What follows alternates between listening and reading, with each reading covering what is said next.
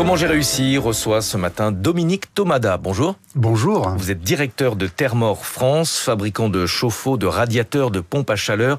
L'entreprise existe depuis pratiquement une centaine d'années. On va donner quelques chiffres. Thermor, c'est un radiateur posé toutes les 3 minutes et un chauffe-eau posé, je crois, toutes les minutes 30. C'est ça. Vous me corrigez si le chiffre est inexact. Vous travaillez exclusivement avec des appareils de chauffage électrique qui ont longtemps traîné une image négative. Vous savez, des radiateurs qui chauffent mal, le fameux grille-pain. Ça, c'est terminé. C'est terminé et il y a eu une formidable évolution technologique dont nos auditeurs, pour certains, ne connaissent pas, à travers effectivement le radiateur électrique, radiateur dit intelligent, connecté et également avec de la détection de présence, ce qui fait qu'il ne chauffe que quand on en a besoin. L'électrique en France est un chauffage bas carbone en raison notamment du parc nucléaire, mais est-ce que financièrement c'est le chauffage le plus intéressant ? Écoutez, on part dans une transition énergétique, il faut qu'on décarbone la planète. Le parti pris que nous avons, c'est une offre 100% énergie électrique et renouvelable, donc bas carbone et surtout économe en énergie. Oui. Et on a encore des personnes qui, lorsqu'elles cherchent une location et s'aperçoivent que la maison ou l'appartement est chauffé avec un chauffage électrique, se détournent de cette annonce en se disant ça va me coûter un bras. C'est vrai, on a cette image, mais voilà, il faut savoir que aujourd'hui, l'avantage du chauffage électrique, c'est un chauffage pièce par pièce, et qu'on a des radiateurs qui vont détecter la présence ou non de la personne. Et je prends l'exemple le week-end où, en règle générale, on a réglé la température à une température de confort de 19-20 degrés. Eh bien, les radiateurs vont être capables, lorsque vous sortez le samedi après-midi ou le dimanche pour aller visiter un musée, de détecter que vous avez quitté le logement et donc baisser progressivement la température dans le logement pour faire des économies. Vous fabriquez également des pompes à chaleur. Est-ce que c'est l'avenir du chauffage électrique ? J'ai l'impression qu'on en parle un peu moins depuis 2-3 ans. Alors, la pompe à chaleur a connu un boom effectivement post-Covid. C'est une formidable solution de chauffage de l'habitat, puisque la pompe à chaleur, alors vous avez la RR ou RO qui viennent en substitution d'une chaudière fuel ou gaz. Donc là, pour la décarbonation, c'est le moyen idéal. Ce que je voudrais insister, c'est qu'il n'y a pas de solution idéale, c'est une complémentarité de solutions qui s'adapte en fonction des spécificités du logement. Maison, appartement, ce ne sont pas les mêmes solutions qui vont être mises en œuvre. Et on répond à la fois à la maison 100% électrique ou à la maison dite boucle eau chaude avec une chaudière gaz ou une chaudière fuel.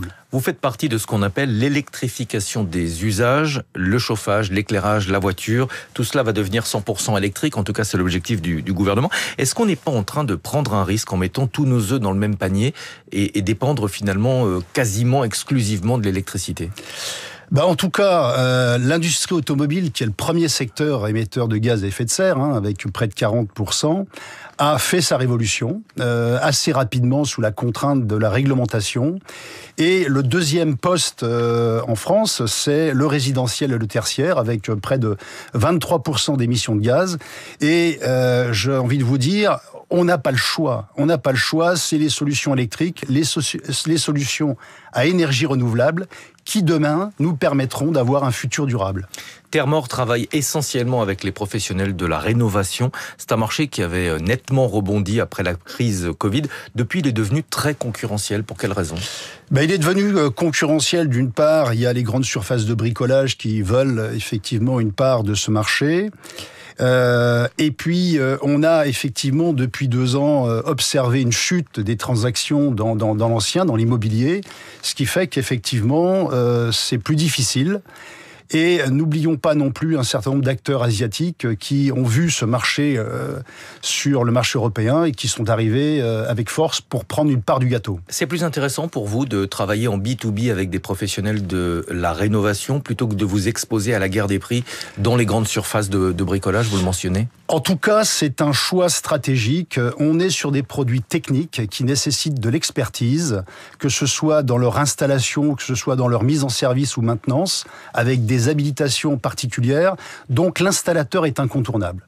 Et c'est donc le choix qu'on a pris de travailler exclusivement avec des distributeurs qui revendent à des installateurs qui s'adresse aux particuliers. L'installateur permet également de bénéficier d'aide à la transition énergétique.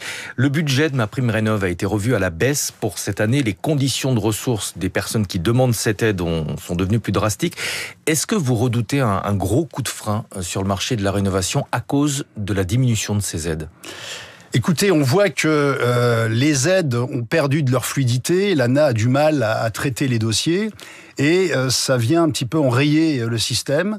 Mais il ne faut pas tout miser sur les aides. Moi, je crois que je compte sur le côté citoyen de nos auditeurs pour effectivement remplacer les énergies fossiles et basculer en électrique ou en énergie renouvelable parce que les solutions sont présentes sur le marché. Lorsqu'on parle d'amélioration énergétique, on pense souvent à l'isolation de son logement.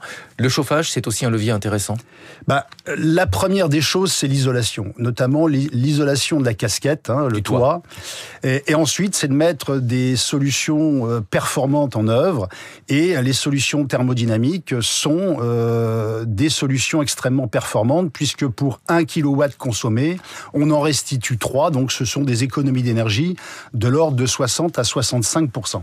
Merci beaucoup d'être venu ce matin sur Radio Classique. Dominique Thomada, directeur général de Thermor France. Le centenaire, ce sera pour quand ? Ça arrive très vite puisque la marque a été créée en 1931, donc encore quelques années pour atteindre les 100 ans. Merci beaucoup pour votre visite ce matin. Natacha Valla nous a rejoint. Il est